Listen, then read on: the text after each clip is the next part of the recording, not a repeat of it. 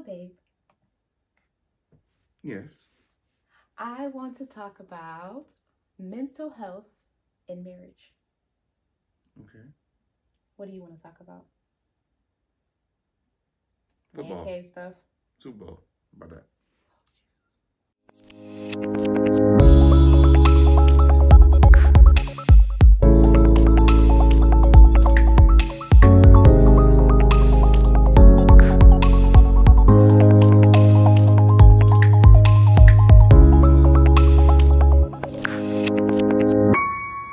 Hey, everybody, this is Bernadette Smith, and of course, my awesome husband, Laron.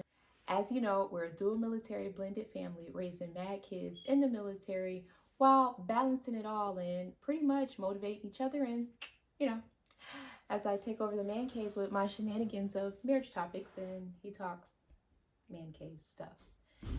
Anywho, this episode is going to be about mental health in your marriage, as well as Super Bowl. the same thing that happens every single year. So, you go first. What do you want to teach me about football or the Super Bowl? Who's in the Super Bowl, number one? Um, Tom Brady. Who does he play for? Oh, the Patriots. No, he doesn't. He always plays for the Patriots. He does not play for the Patriots. Well, he always does, so. It doesn't matter if he always does. Who does he play for right now? He's going to the Super Bowl. It's history because he's going to the Super Bowl with a team from the same city. Nobody has ever been to the Super Bowl in the same city. Do you understand that? San Francisco Steelers. What are we talking about? Okay, teach me 3 things about the Super Bowl and who's playing this year. Number one, it's Tampa Bay Buccaneers. Oh, yeah, I knew that. And the Kansas City Chiefs. He plays for Tampa? Tom Brady plays for Tampa. Okay. All right. So tell me 3 things I need to know about the Super Bowl. That's one. You didn't know what teams were playing. Okay. 2. Who's the quarterback for the Kansas City Chiefs? He's about to make history, and you don't even know that. You know who's going to make history. Yeah. I make history every day. You know what I'm saying? I make history every single day. Kansas City Chiefs quarterback is Patrick Mahomes. He's African American. He's about to be the first African American quarterback to win back-to-back Super Bowls if he wins this year. And he was the youngest to win a Super Bowl last year. Okay, so number 3. And number 3 is the part about Tom Brady getting to the Super Bowl with the same team from the same city. Do you understand why that's a topic? Because it's history. Why is that history? Because it's Tom Brady. No, it's not because it's Tom Brady. It's because it's this team from the same city. The Miami Dolphins have had numerous Super Bowls in Miami. Never have they been to the Super Bowl in the same city. The Patriots. There was never a time where New England went to New England for Super Bowl. Never a time that San Francisco went to the Super Bowl in San Francisco because they never got there because that's not a thing. It's a thing this year because Tom Brady made it happen. That's why he's the GOAT. So let me get this straight. So Tom Brady is the GOAT and is making history.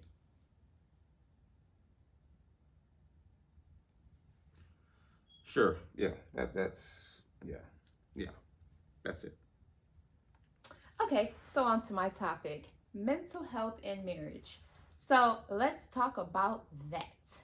So let me give you my 3 ways to combat mental health issues in marriage. 1, I just talk to my spouse. he has to listen to me go on and on and on all day long about my gripes, complaints, moans, and groans. And you know why? Because he married me. Where's your ring? Excuse me? Remember, you rings. It's downstairs. This is a part of my mental health right here. Anywho, Mr. Ringless man over here. So, like I said, number one, I truly talk to my spouse. He is my best friend. For a lot of people that know us in our military career, our personal and professional life, a lot of people know that we have been truly friends for almost 16 years, married for roughly 6. Because we have 2 weddings, October 3rd, 2015, and what's our other wedding date? You only have one official one. Do you know that date? It's October. I just said that. So when is the July one? It's on the 4th. It's the 9th. It's not the 9th. Let's move along before my mental health gets to me right quick. Anywho, so yes, on a serious note, I truly do talk to my spouse. Like, a lot of times, we're reluctant to try to carry some of those burdens home. But when you're in a healthy relationship, and I mean a healthy relationship, your spouse should be your number one go-to. Like, kind of like your quarterback in the football Super Bowl stuff, right? So I throw the ball to you, and then you carry it like a Hail Mary, and then you get across the touchdown line like, woo! First of all, you don't carry your Hail Mary. What? Yeah, you throw it, and then you hope that someone catches it. That's So a Hail Mary. I'm throwing my struggles and stress of the day and hope that you catch it. Yeah, something like that. Anywho. But yes, so I truly do talk to my husband. He is like my number one friend. And sometimes you have to get to a place where you do balance that, where it's not you're coming home and talking about all of the day's work and all of the day's stress struggles, and even in your marriage and stuff, because things can get very stressful. So we have like a rule, like when you cross your threshold in the house, you got like about 1 hour to get out whatever. Okay, 1 hour and 5 minutes. Okay, to get out whatever the day's shenanigans have brought. And basically, that's our way of decompressing. And then we go into family life, because honestly, you need a strong support system in your marriage to be able to decompress, because without that, you're going to be a bag of struggles when nobody likes that. Number 2, I would say what's healthy in our marriage is we truly do value each other's opinion.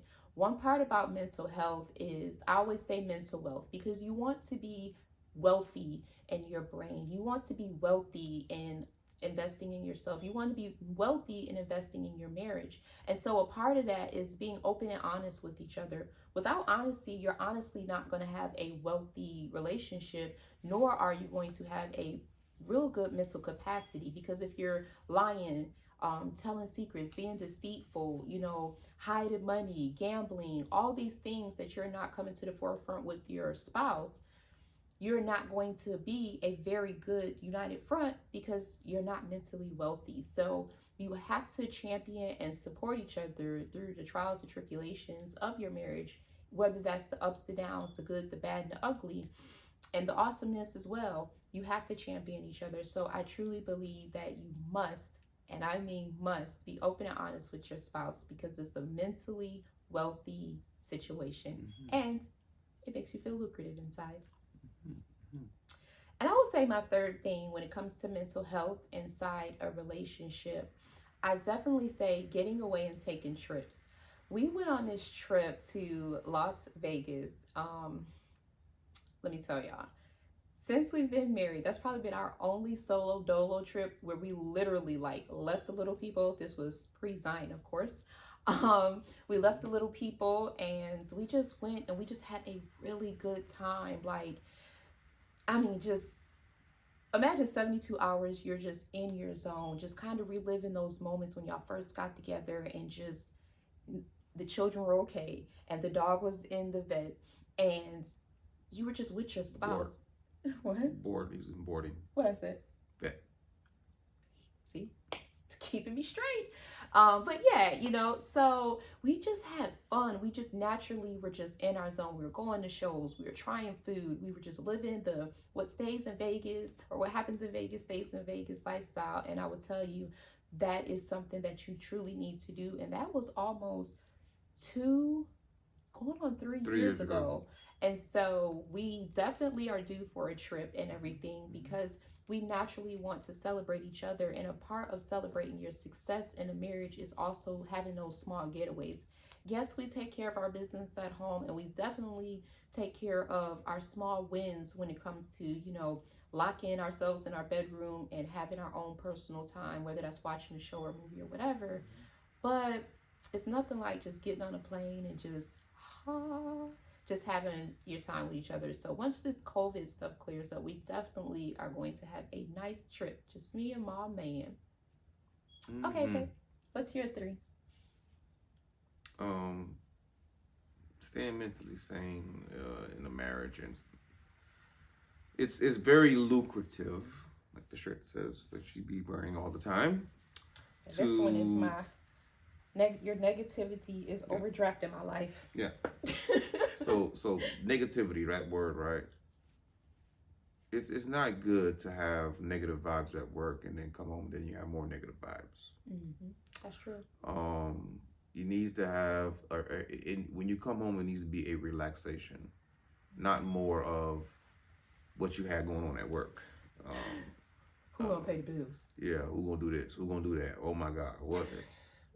Listen, we know those conversations need to be had, but let's have them at a time where we can come home, at least take our work clothes off, take off one boot or one shoe, and then say, okay, relax, and then gather your thoughts, and then you come into those conversations. You don't want to have a hostile environment at your house. Hostile house environment.